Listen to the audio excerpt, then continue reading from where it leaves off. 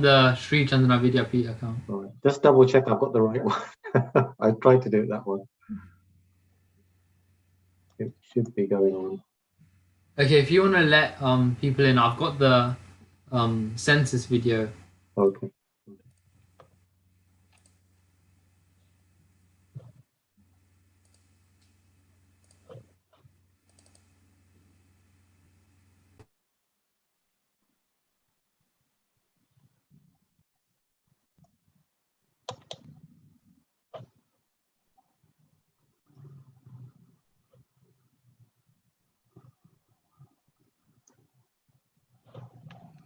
My name's Gareth Thomas. I'm the chair of the all-party group in the House of Commons for Jains, and I'm the Member of Parliament for Harrow West.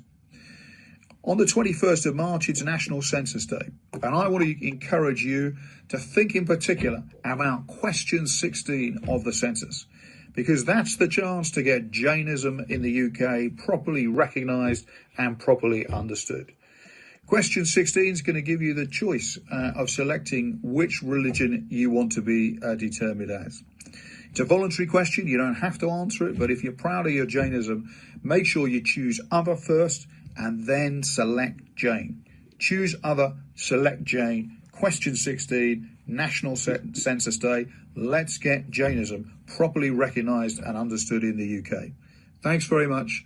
Please take part.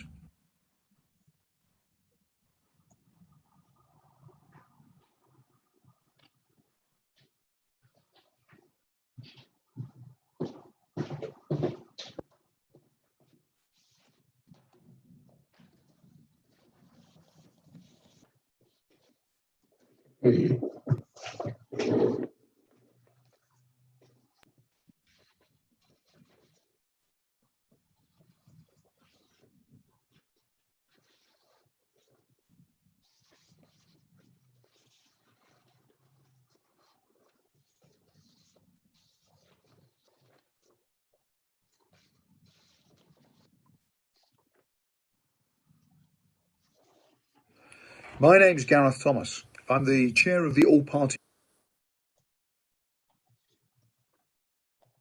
group in the House of Commons for Jains, and I'm the Member of Parliament for Harrow West. On the 21st of March, it's National Census Day, and I want to encourage you to think in particular about question 16 of the census, because that's the chance to get Jainism in the UK properly recognised and properly understood. Question 16 is going to give you the choice of selecting which religion you want to be determined as. It's a voluntary question. You don't have to answer it, but if you're proud of your Jainism, make sure you choose other first and then select Jain.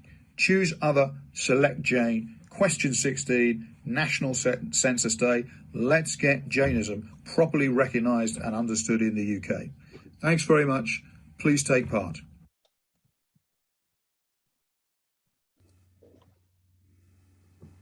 Hello, Jai Janendra everyone, and good evening. Welcome to another adult class session at SCVP London. So just before we start this evening session, just wanted to recap on what was just played a minute ago about the census. So it's very important for us to mark Jain on the census, because that will include Jainism as it will put us on map basically. So please pay attention to these videos and do what is necessary for us to be recognized as Jains in the country. Thank you.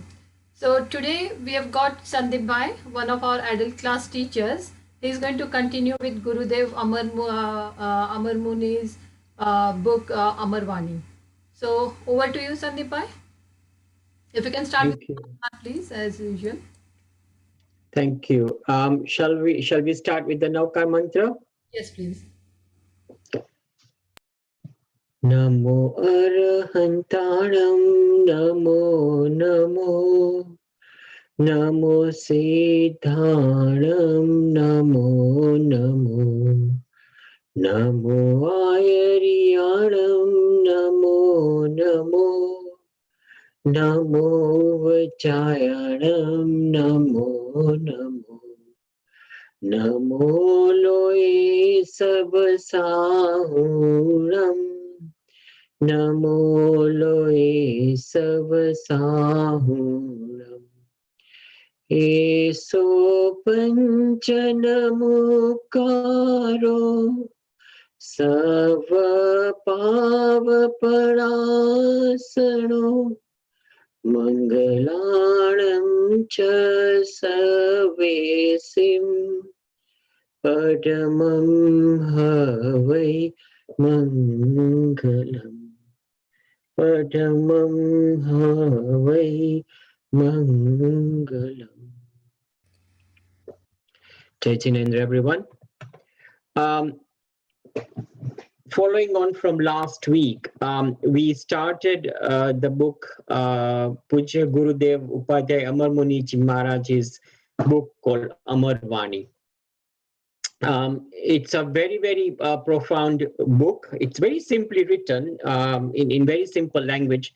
The translation is very lucid, but it has a tremendous amount of insights, tremendous amount of thoughts, and a lot of things that we need to consider and perhaps implement in our lives. Now, last week, we looked at two of the aspects of the self, basically saying that we need to be service to mankind. We need to, make sure that we go within ourselves to find our true nature. But today, I want to start off with an example.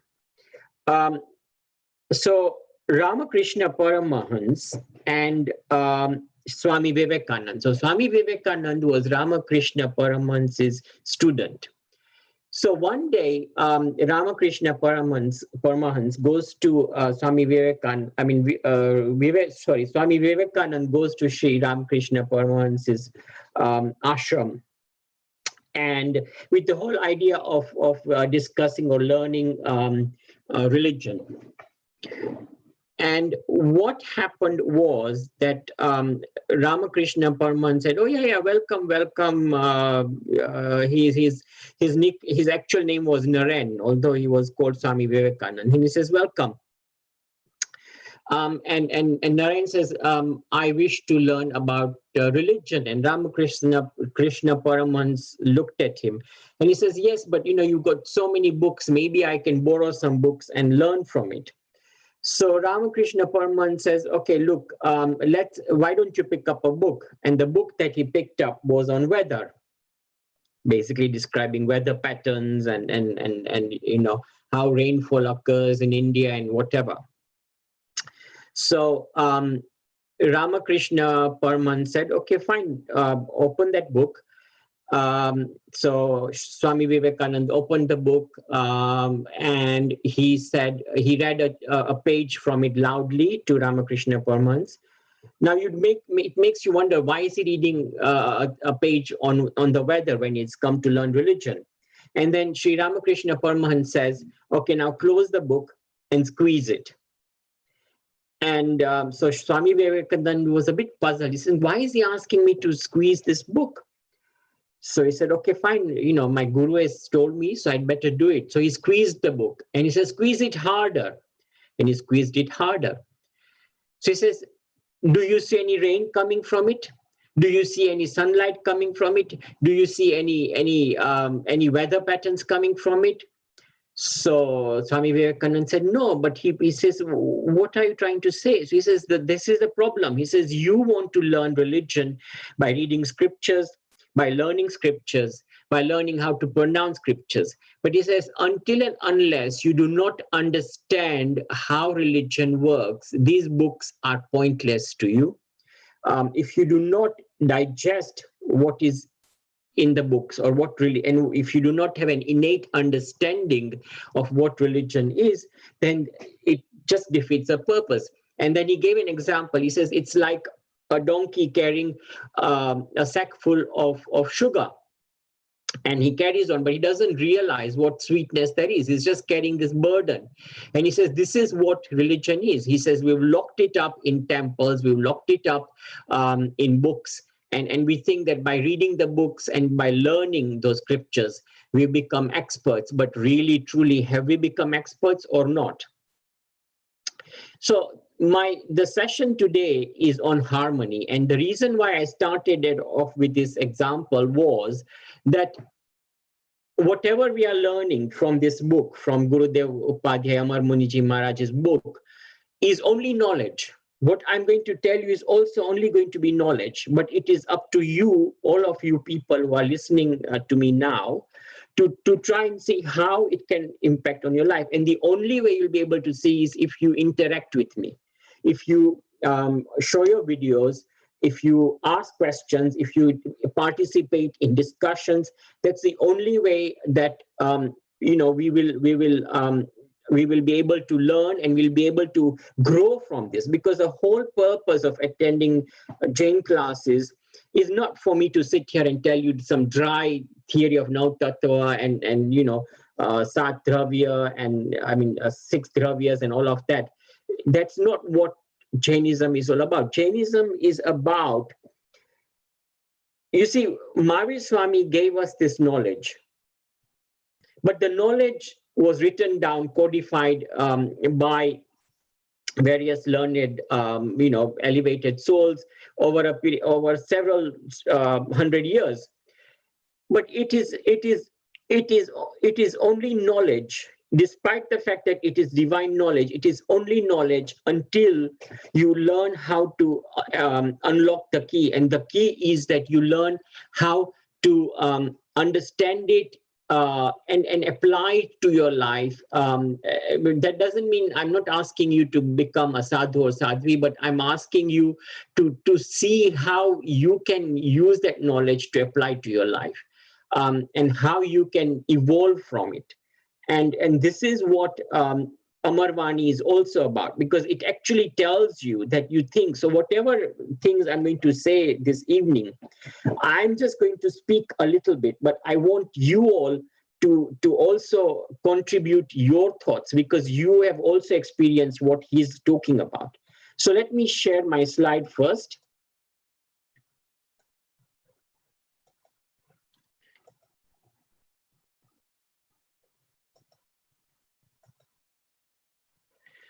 So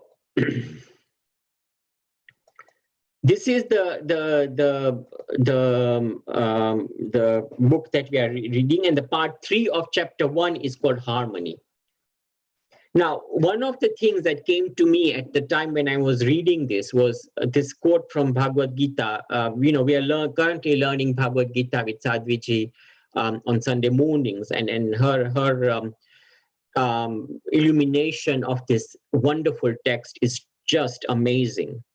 But this is from chapter 9 and verse 34. And Shri Krishna says to Arjun, "Give me thy mind and give me thy heart. Give me thy offerings and thy adoration, and thus with thy soul in harmony, and making me the goal supreme, thou shalt in truth come to me." Right?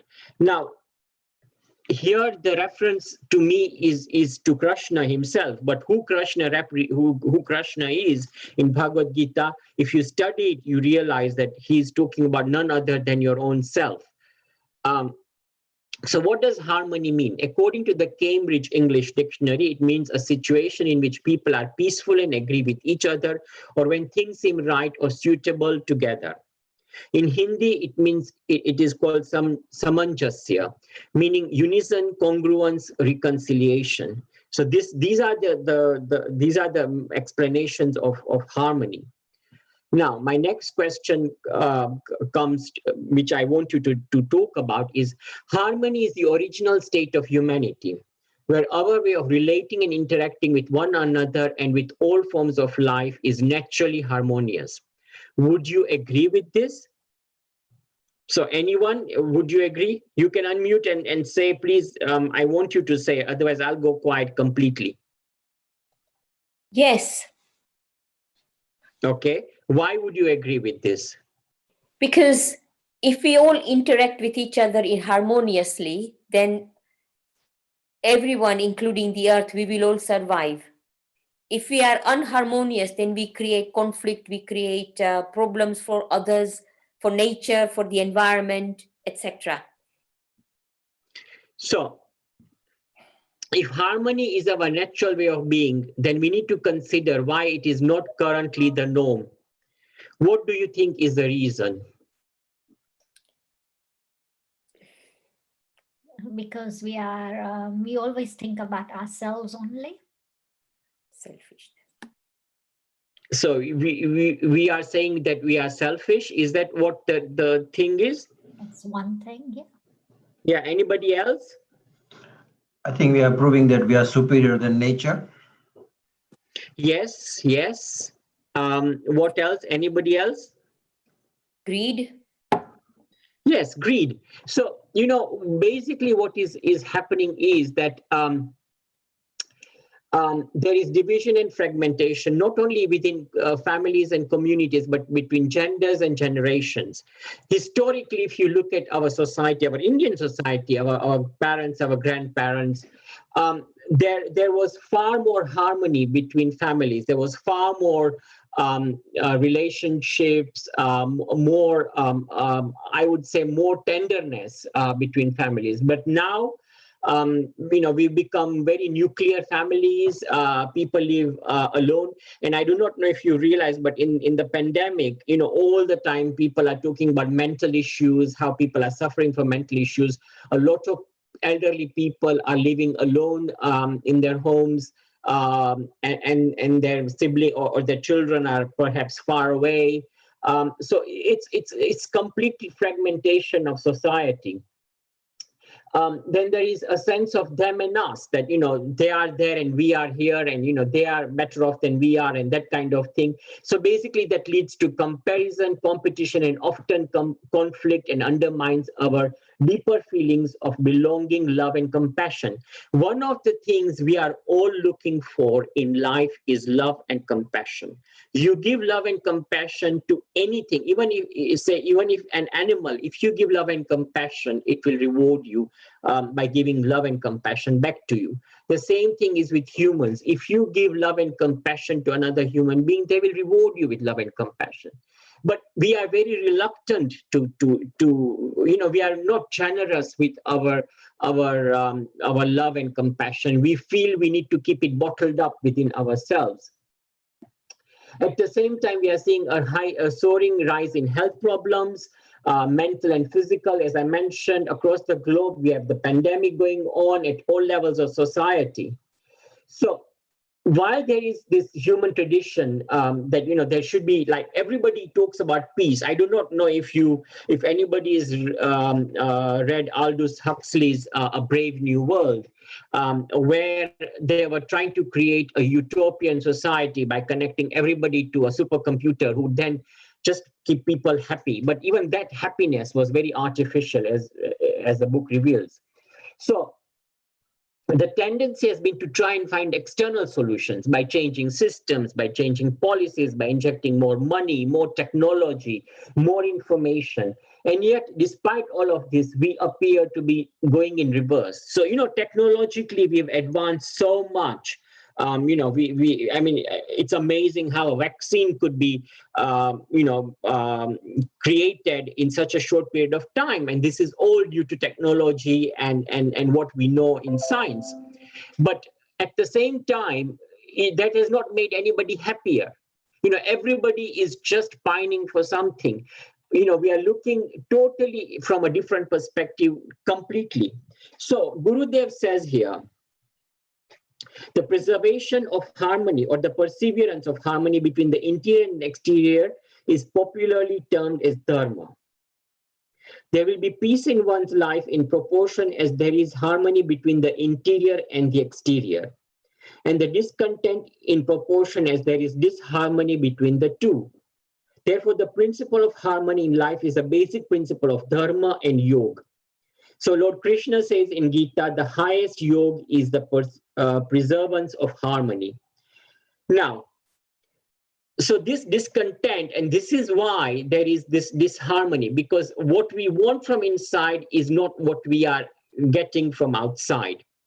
And So this whole thing is creating this problem. So the only way to find harmony is to look at what's going on within us, because each one of us, as you know, every drop of water, as Ketan by last week talked about, was that every drop of water, you know, on its own can dry up very quickly. Even if it's in a spoon or on a leaf, it can dry up. But when it merges into the great wide ocean, then it can stay forever.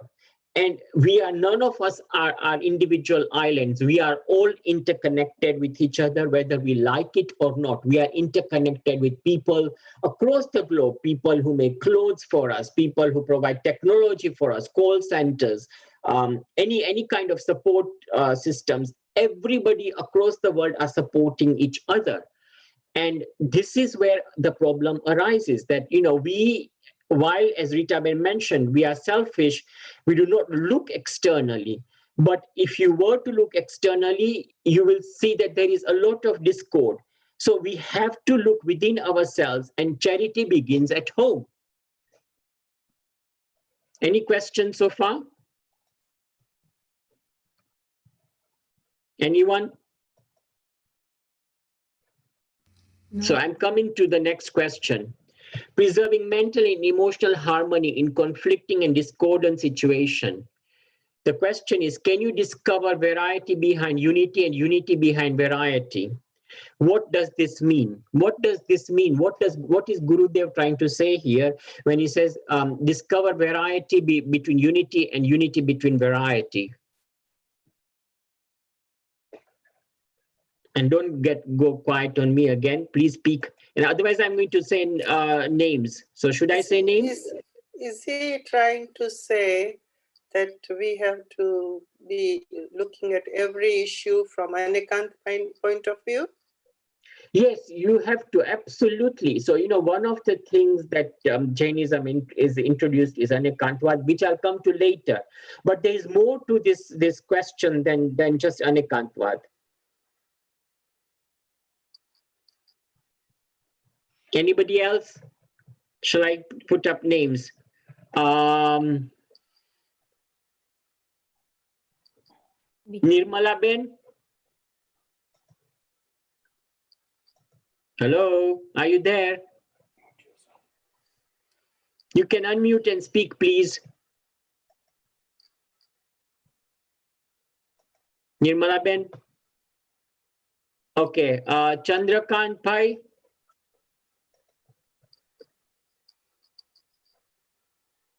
Hi, sorry, can I make a statement? It's Sonia Yeah, here. yeah, sorry, go ahead. I'm just thinking that, is it looking at, let's keep our mind open to all the different perspectives to bring the unity in there. Yeah, so this is, again, very similar to Anekantvad, that there are different perspectives to the truth. But what Gurudev is trying to say is that unity is basically, you know, you are a unit, right? So you are one person.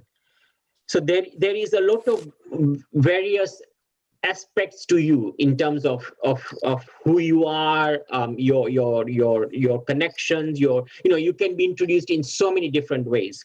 So that's a variety. But at the same time, if you look at the world individually, the world is made up of different kinds of people, brown, black, yellow. You've got different kinds of people in different stages of life. You've got so much variety. And then if you look at the wider universe, the wider as in the natural world, then you've got all the various insects and animals and different species and whatever.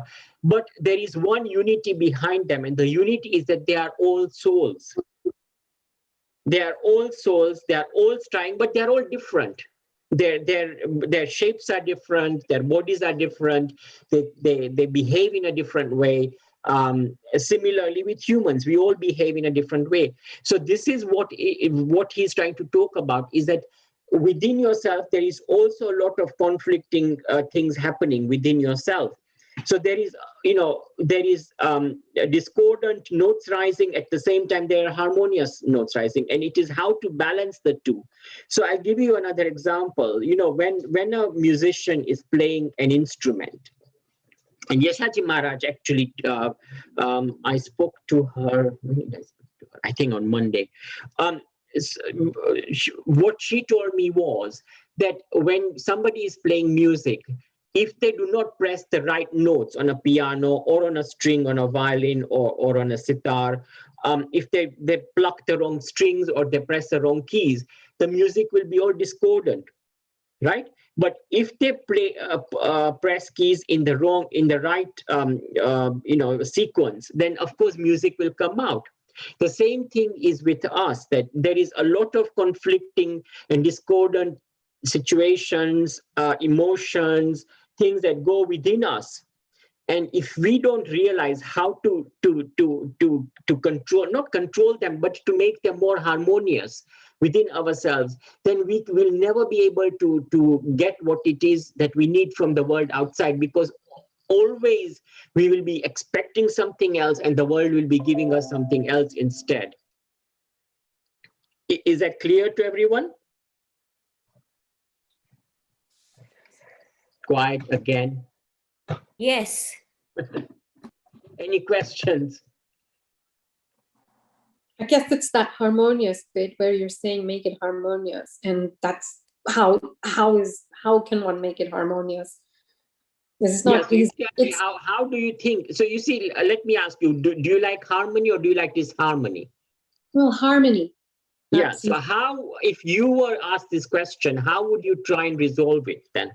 I guess that's where the dilemma comes in. How do we bring that harmony within us, particularly with everything which is around us as well? Yes, absolutely. So everything, so I'll tell you one thing, everything starts with our own sense of awareness. We need to be aware about our thoughts, our emotions, what we are thinking, what we are feeling. A lot of the times we almost blindly do or think things without even being aware that we are thinking of things or we are doing things, right? So, Sandeep, yeah, go on. When we are living in a society, in a family, there are different people with different thought processes. And if you have if you want to put forward one idea or want to achieve something as a family, you have to discuss that idea with the family. And then everybody brainstorms and puts in their ideas. And then you come to a consensus, whereby then you have a balance of, your mind. Everybody is happy to reach that consensus, that view. And then you move forward.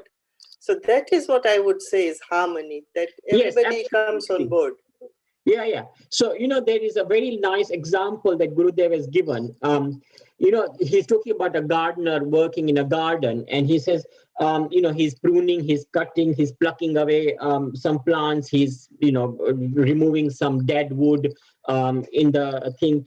And so the question is, why are there these contradictions? Why, on one hand, is he removing certain things and nurturing some other things? So does that mean he does not love everyone equally or all the plants equally?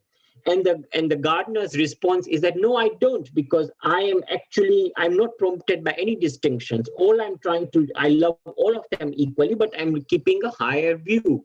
I'm trying to look at the higher thing, that I must look at overall goodness of the garden, how to make it look beautiful, how to make it look, not harmonious, but everything works together.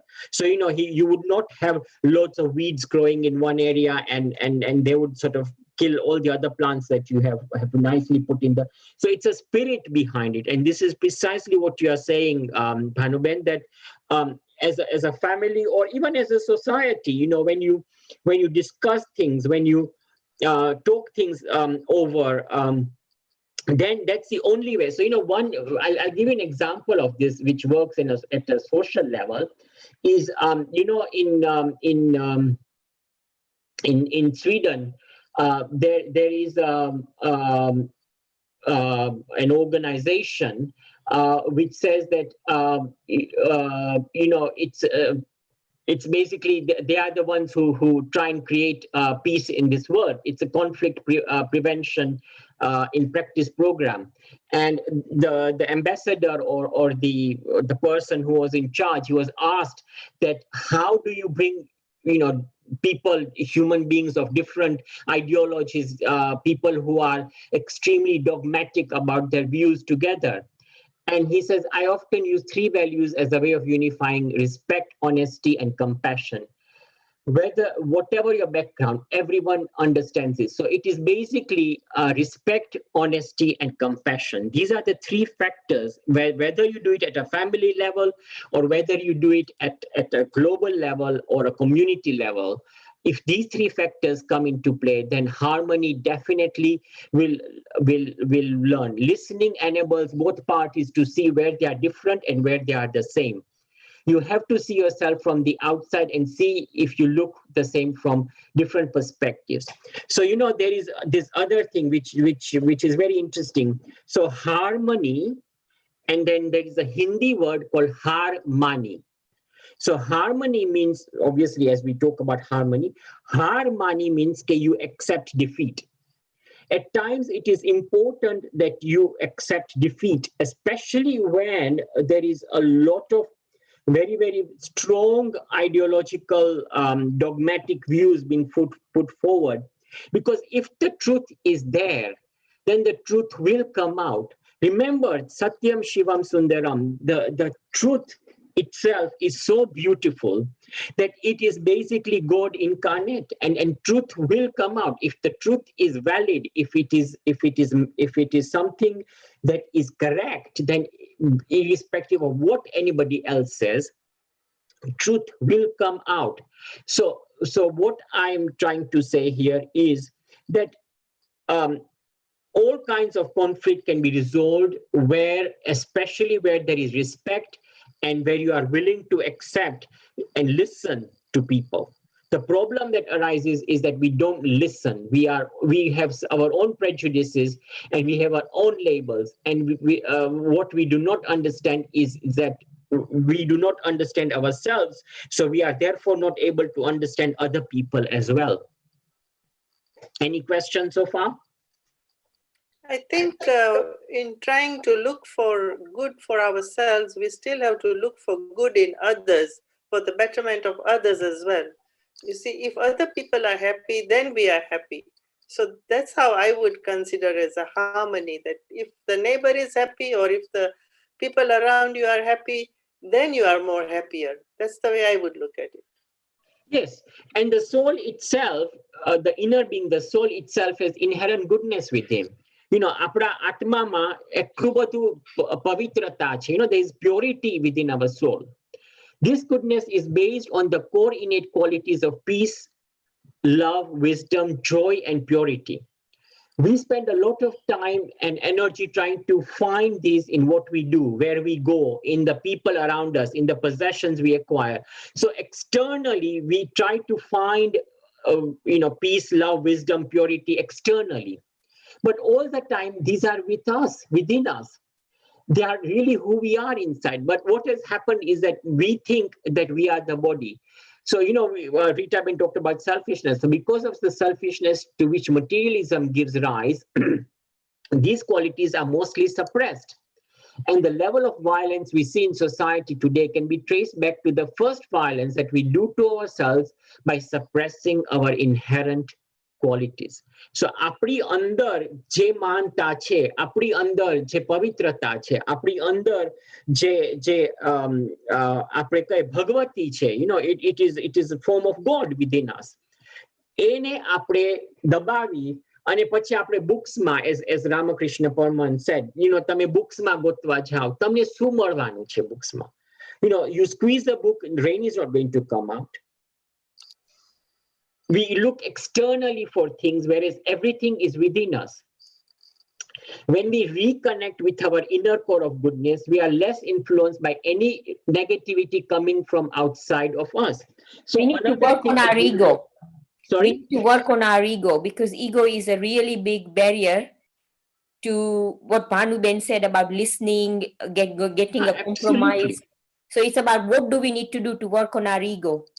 Yeah, absolutely. But Badha Kashais, because ego is the king of Kashais, right? But all the other Krodh, Man, Maya, well, Man is ego, but Lobh, all of that. So one of the things that Gurudev writes is joy and sorrow are our guests. So he says, do you not welcome a guest who comes to your house? Joy and sorrow are both your guests. Welcome sorrow as cheerfully as you welcome joy. Sorrow is your guest. It has come at your invitation. Now, this is very interesting. It has come at your invitation. How can then it go to your neighbors? No, it will not go there. It cannot go there. It will stay with you in your own house, whether you laugh or weep. It is your guest. Remember, though, and this is the other important one. So there are two important points, first of all, that it is at your invitation. And this last one, remember, it is always honorable to seem cheerful rather than unhappy before your guest. આપણી ઘરે કોઈ મહેમાન આવે ને આપણે મોઢું ચડાવીને બેસીએ તો મહેમાન ક્યાં એ કરમાઈને વયો ના જાય, right? So the same thing happens here. કે તમે એને આમંત્રણ આપ્યું છે, તમે કોકને જમવા બોલાવે છે, પછી તમે તમે આવ્યા, and you sort of say, okay, આવો હવે આવી ગયા છો તો you might as well come in, kind of thing. Not really welcoming. And then you sort of give and plonk the plate in front of them and you say, okay, have a cow. And so what this creates is it creates a lot of negativity, a lot of disharmony. So what he's trying to say is, okay, you have to be equanimous in any situation, whatever situation presents itself to you, and whatever, you just have to accept it, ke ha e mara karmane anusar thyu che, whatever is happening because of whatever I could have done or misdeeds I might have done, and that is why these things are happening to me. You cannot blame externally. Harmony is a fruit and also the seed of true self-respect. So you need to respect yourself and you need to look at your own innate goodness and you need to be equanimous, and the only way you can be equanimous is you work on it, right? Any other questions? There are two things which come to my mind.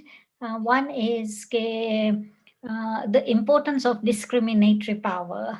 So can we discriminate between what we want and what we don't want? And the other thing is for harmony, do you think if we had a goal in our mind, if we had goal, then there will be more harmony because we will be working towards that goal. And that will there'll be this sort of external versus internal harmony, because we know what we want and where we want to head towards.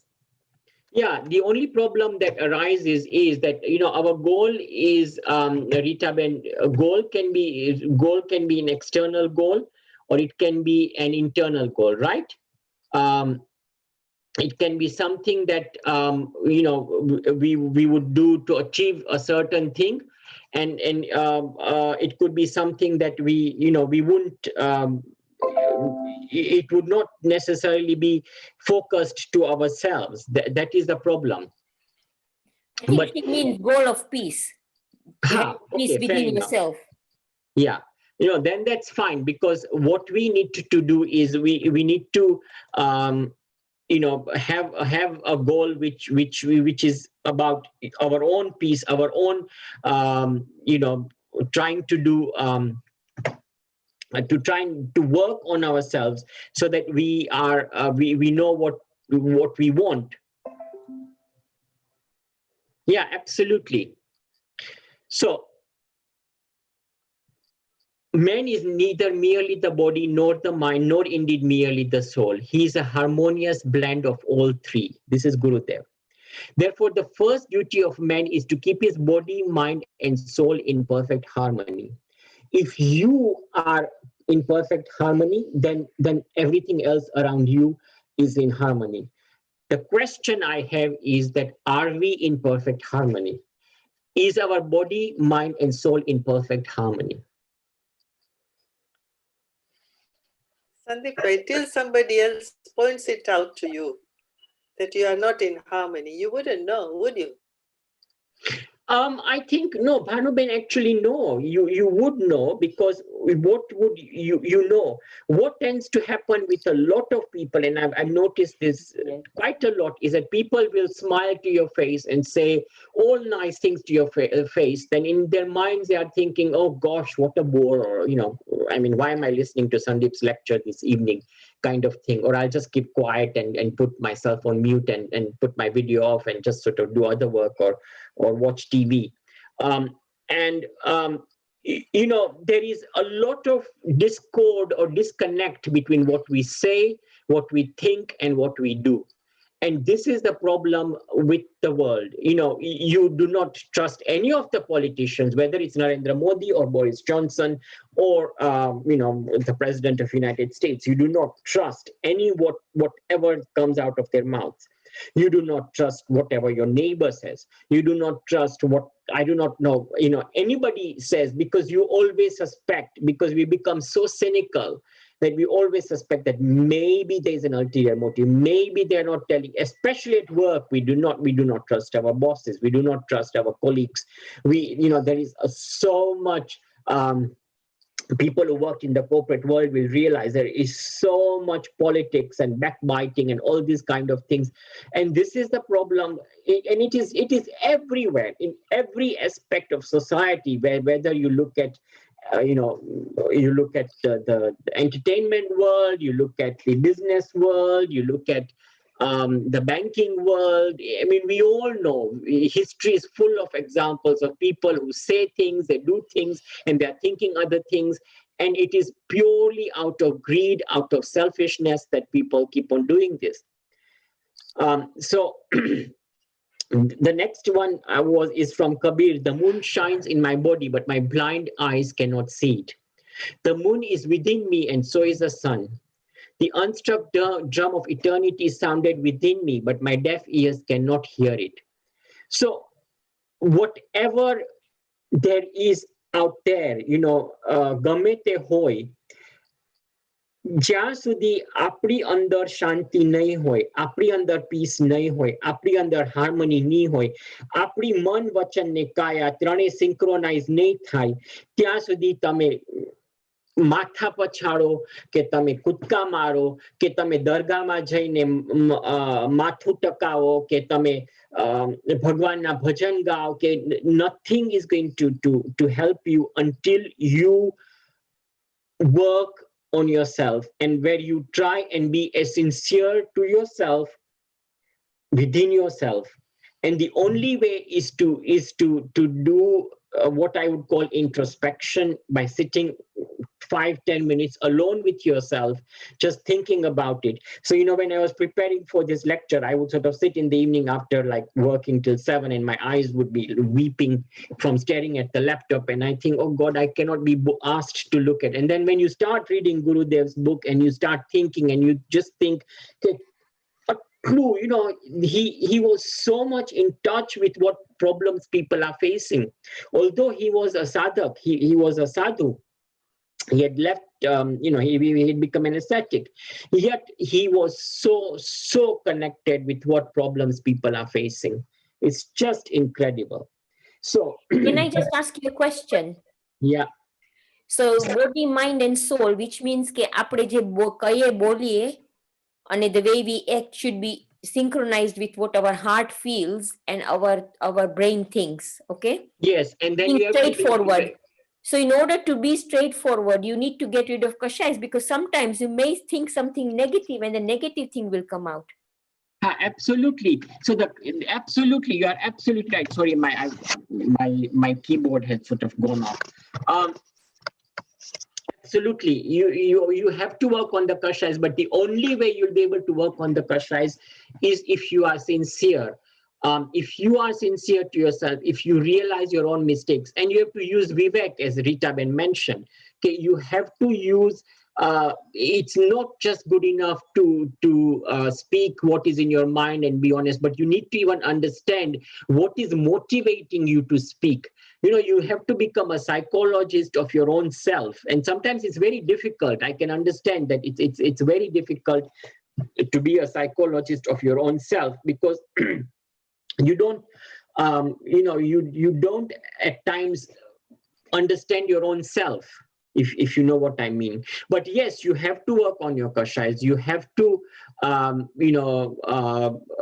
try and eliminate those kashayas. But the kashayas will only get eliminated, as you know, if you are looking at the gunasthanas, Rasila, at a much higher level. But prior to that, you can start taking, I would say not vows, but you can start looking at yourself and start making some sort of resolutions within yourself about how you want to live your life, what you want to do. So we have to, look at, we said currently what we do is we look at our self-image, our sense of belonging, what the material world tells us to do. And there is a lot of conditioning that is happening all the way around us, from what society is telling us, the wider society, the Indian society, the Jain society, certain things are telling us all the time. And there's a lot of conditioning that is happening. And that conditioning at times helps you, but a lot of the times it's an hindrance. So is everybody very clear?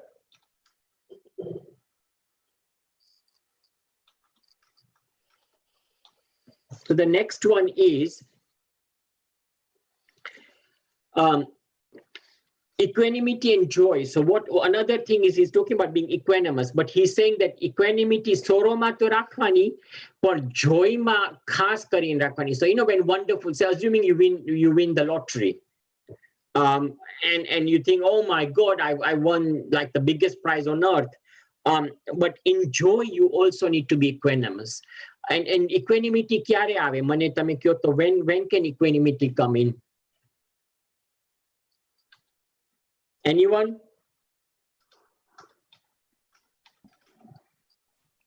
A really difficult state, equanimity, because aprama, it's either we are really happy or with something, or we feel sad when something happens. So there's always this sort of going up and down. It's a really difficult thing to do, to be equanimous. Yeah, I agree. Sorry? We have been told that equanimity will come if you're not attached with the result. So whatever outcome that you get, you're not attached to it, and you realize whatever was going to happen was going to happen. As Rita Ben said, it's very difficult to have that mindset. But you can develop equanimity if you realize that actually I'm not the person who's doing it, and this was meant to happen anyway, whether it is joyness or sadness. Yeah. I agree with the first statement. Like, if you're a little detached from the circumstance or the result, but whatever is going to happen will happen anyway. I think that goes against the whole what we are saying there. Apdo purushad ko chema. So then karma karma. If you think the result is already predetermined, then what's the point in doing any karma? Yeah, absolutely. So Amma, there are so many things that work on it. Yes, you have to become equanimous. You have to say, okay, hu je action karu chu in a result, which is basically nishkam karma.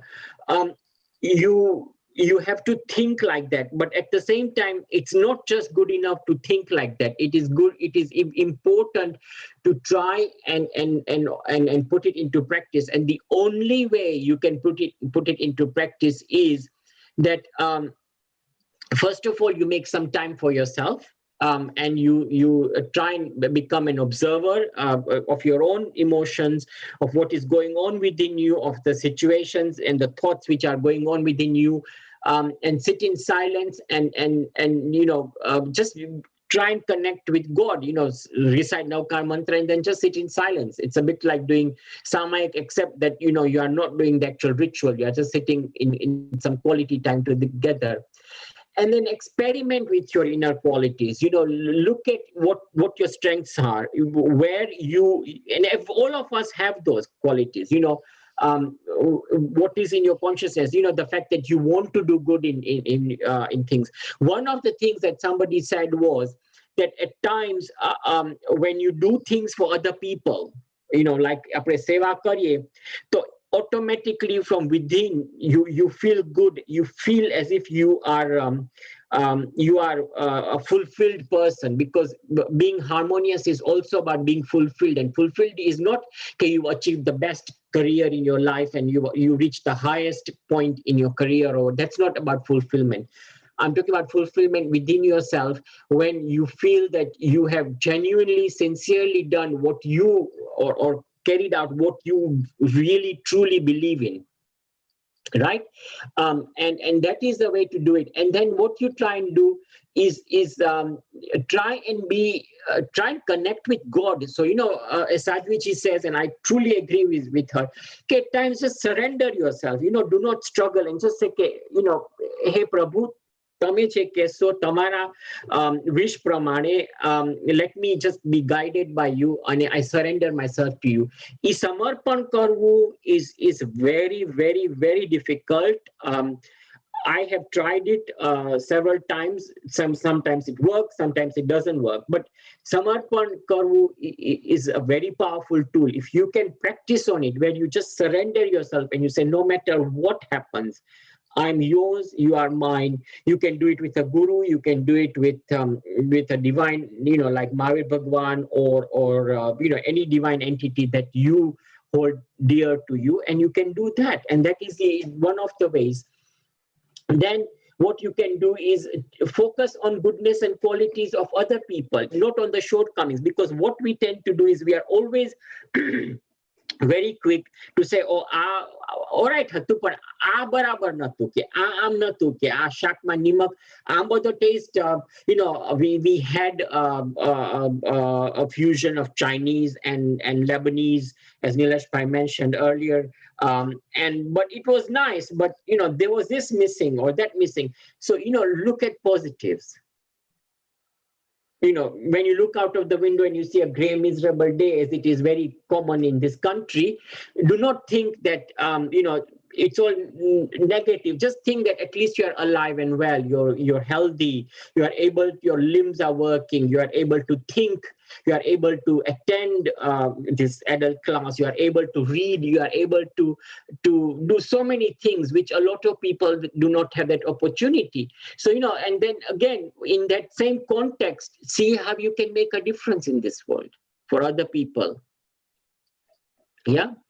And make it a time to give quality attention to people that you live with, people that you are in relationship with. Some of those things are the most difficult. કોક સાથે તમારું અનબન થઈ ગઈ હોય, to try and resolve that unburn is the most difficult thing that you do. And then it always keeps on nagging you, even though you try and live your life normally.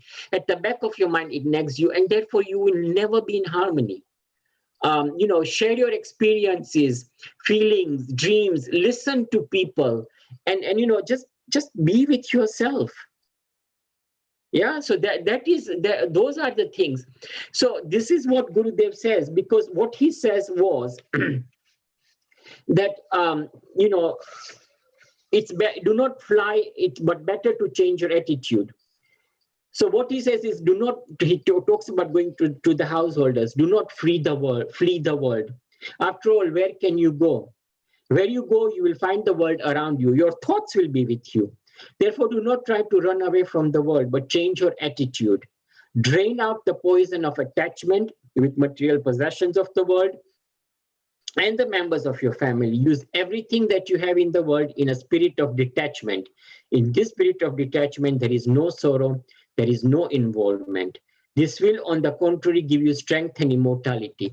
He's talking about aparigraha, but aparigraha, he is not saying, like Bharti telling Yash, હવે તું મારો દીકરો નથી, હું તારી mother નથી, હવે તારે જે કરવું હોય તું કર ને, હું મારી કરીશ, અને whatever. That is not what he's talking about. He's talking about being attached, but at the same time being detached. Do not get so attached that you want to keep them, or you want to preserve them.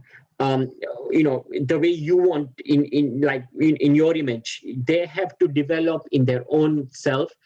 Similarly, with everything around you, whether it is your possessions. I'm not saying that tame possessions nahi rakho, but do not get attached to them. They are there.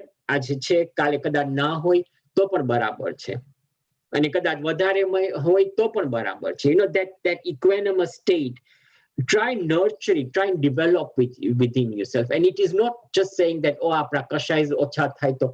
Kashais to avse, udaymay avse kashais, you will get anger, you will get, greed, you will get all kinds of things. But tamarama etlu awareness avi jay, ke hang on, amaro kashai ayo che. So, let me welcome him. But at the same time, let me tell him that, listen, whatever you want to do, you do. But I will not be moved. I will not be shaken from my path. Right? Does that make sense? Or am I talking absolute nonsense? આટલી બધી energy કરી છે, nonsense તો નથી. It's trying to make us aware કે આપણે બધા humans છીએ અને ફેરફાર તો થાય, પણ just accept it and move on. And બીજી વખત એવી ભૂલ નહીં કરવાની એમ. હા. અને we keep on, આપણને 50 વર્ષ પહેલા પણ કોઈની ભૂલ થઈ હોય ને આપણને યાદ હોય. School my kind with your colleagues or friends, we still remember ke, oh, why do we remember those? Why don't we ever remember ke, oh, this person was so wonderful? Because our whole, the way our conditioning che, from young age, we are always looking for faults. We criticize our children when they don't achieve their grades. We criticize our parents, our brothers, sisters. Oh, aa barabar natu, am barabar natu. Why do we do that?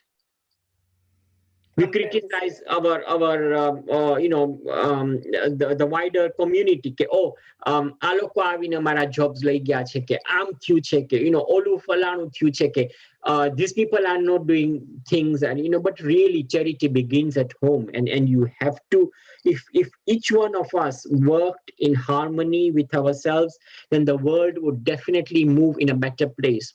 Nature, અત્યારે એક flower હોય, એક ગુલાબનો ફૂલ કે ખીલે, it opens up. પછી એમાં બી આવે, કે એમાં wasp આવે, કે એમાં ગમે તે insect આવે. It doesn't select. Okay, oh, you don't come to me, or I don't like you, so therefore you go away.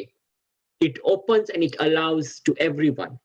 સૂર્ય છે એ સવારે ઉગે તો એ તાપ બધાને આપે, એમ નહીં કે ઓલા પૈસાવાળાને ઓછો તાપ આપે ને ગરીબને વધારે તાપ આપે, or vice versa.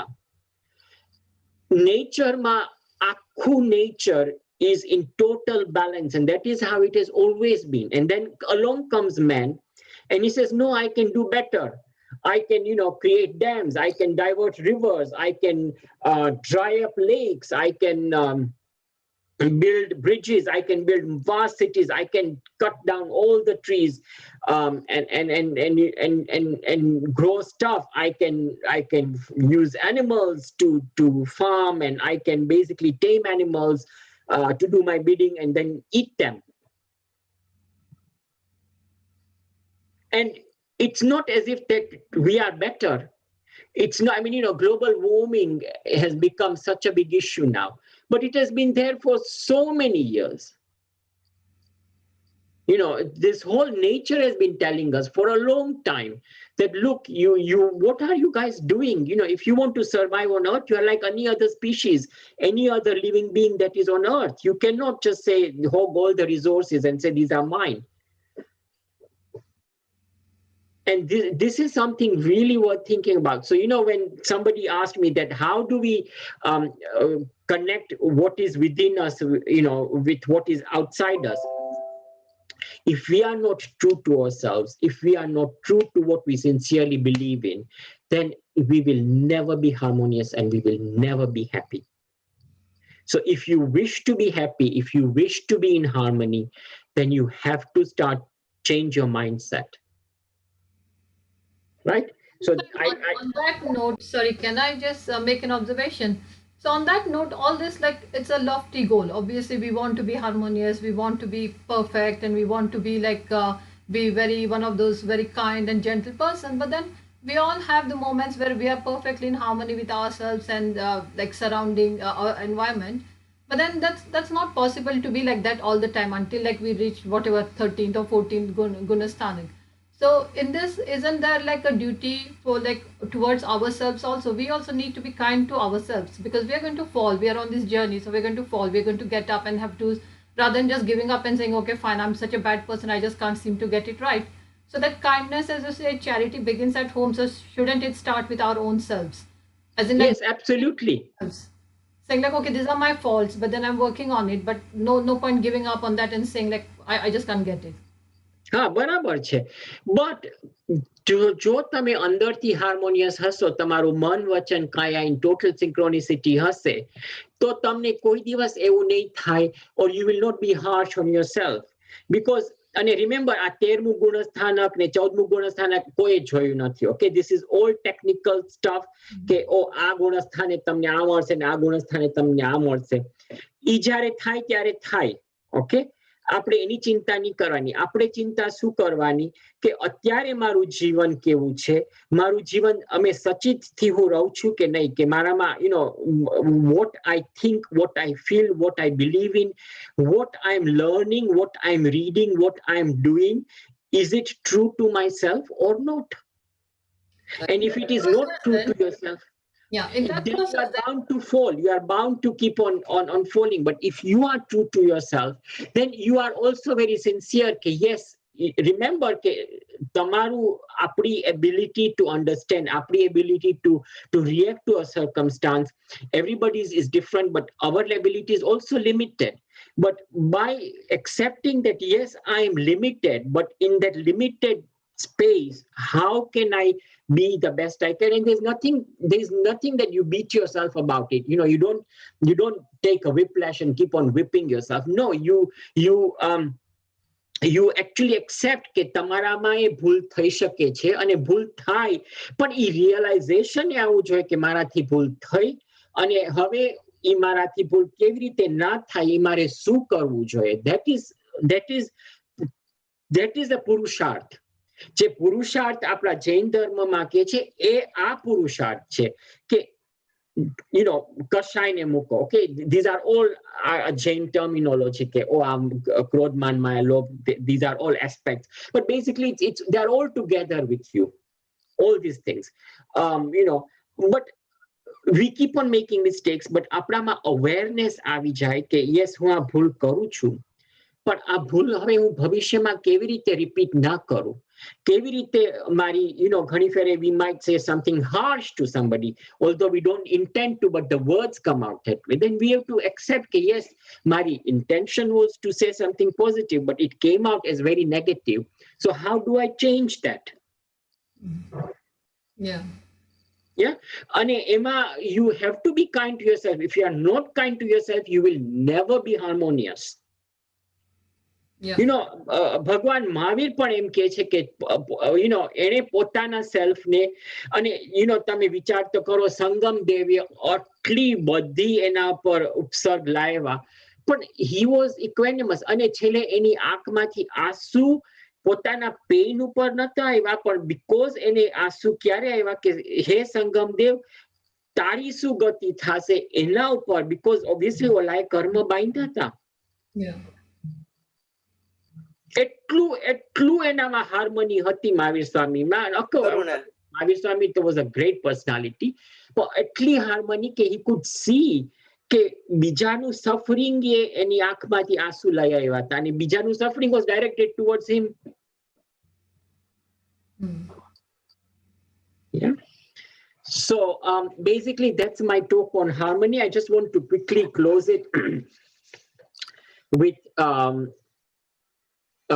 this whole thing about not to blame. So one of the things that Gurudev says is, oh fond man, why do you exhibit yourself in false colors? Be what you are. The real greatness of man lies in harmonizing the exterior with the interior. If you show yourself as you really are, you will be liberated. And this is what it is. Basically, you have to be honest with yourself. You have to be sincere to yourself. Throughout history, real change has always happened as a result of a small minority of individuals coming together to create a critical mass that brings about a shift of consciousness. In the same way, we cannot leave change to governments or politicians. Harmony will only come in the world and to ourselves when each one of us has understanding, capacity, and commitment to maintain harmony within the self. That is the only way we will be able to move forward. And this is what Gurudev's message is in this third part. Ke tame gamme te karo, whatever you do, be true to yourself. Yeah. So I will close my session here. If there are any questions, any comments, so many of you have been just keeping quiet, and I do not know if you've fallen asleep or you are watching television in the background. But if you are not, and if you are with me, then please unmute and say something for what it's worth. Okay, fine. Emma for harmony, I guess. Thank you. Okay, anybody, any comments or anything before I recite the Manglik? Thank you, Sandeep. It was really good. You know, I always have a thought in my mind about as a humans, what humans are doing to everything. So we, for our comfort, we are exploiting so much of, you know, natural environment and everything because we want to be comfortable. So actually we are very selfish because we think, and we have to accept it. But we are selfish, you know, because we want, you know, all the electricity we use, everything we do.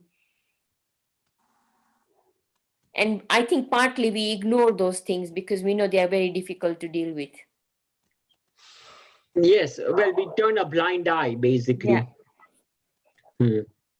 Yeah, and the needs are going to be greater and greater because the population is ballooning. And you know, when the pandemic came, and it's really a food for thought that the pandemic made us sit at home, and you know, this was the time to really actually do a lot of introspection about what your role in this entire world is. But I'm not so sure if people have actually used that or not. You know, what they want to do, because, you know, I do not know what's going to happen, say, a couple of years from now, and whether we'll be back to square one. I do not know. And then maybe another pandemic will come after several years or whatever. I'm not sure I quite agree with that, because from what I've seen, yes, we've had the pandemic, but we've also now, most hottest topic, like mind the pun, is climate crisis. And this is the time where I've seen everyone's getting quite conscious, because we're seeing a lot of people coming out and questioning and informing, is that, do we really need so much in our life? And I haven't seen those conversations taking place as much as they're now starting to take place. And I think slowly people are realizing that as well. And it, yes, will take time because of the habits we have formed in life. But if I look at some of the younger generation and everything, there's a lot about what we call minimalism and how much do we actually need. So there's learnings there as well. And Sonia, do you think that's partly because we expose them to a lot of things? We expose them to lots and lots of material things every time because that's our way of showing them love? Well, yes, but then we also have that generation which is also looking in, is looking into minimalism more so than what we do. So they're coming to realize, and there's the generation which is also going to be impacted, whether we have somewhere, a place to live on this earth, right? I just read something which said there is no planet B, but this comes all back together, as we're saying, and what Sandeep is saying is that the needs and what we, the introspection we have it's great to see people coming out and starting to inform other people as to what it really means as societies and where we need to be. Yes, absolutely. And I think, Jay, awareness, I mean, you know, it's yes, we have obviously got far more disposable income, far more, we've given children far more stuff, material stuff, but at the same time, they are more aware. They are definitely more connected with what's happening in the world. They are definitely, and partly it's to do with the whole media thing that, the focus has gone on to the climate crisis, and the focus has gone into the fact that, things are totally askew as far as the natural world is concerned. So I think we have to look at positives as well here, that yes, change is coming. But as I just said, that, it takes a few individuals to basically change themselves, and they will create a mass which will then explode to the wider world. I mean, when Mahavishwami started his panth, જ્યારે એને ચતુર્વિધ સંઘ establish કર્યો, he didn't have thousands and thousands of people, but look, after 2,500 years, we are still talking about him. We are still following in his footsteps. We are still trying to emulate what values he lived with. And I think that says something. So there have been individuals on this earth who have come, who have created these communities, who have created these societies, who created this mass, which has brought about a change in the way people think. And I think a time is ripe now that young people, take the move forward and make, show compassion, show love, show consideration. It's not just about me and my career and my family and my house and my car anymore. It is about we. Yeah. Okay, shall we close the session here? Yeah. Okay, if everybody wants to just quickly close their eyes, and I will recite the Manglik.